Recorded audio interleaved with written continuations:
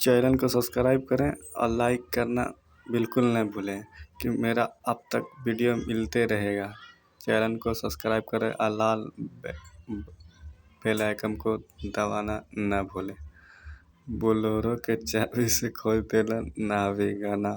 ये कैसा लगा आप सब कमेंट करके बताएं मेरा डिस्क्रिप्शन में, और हम और इससे बेहतरीन वीडियो आप लोग को देते रहेंगे।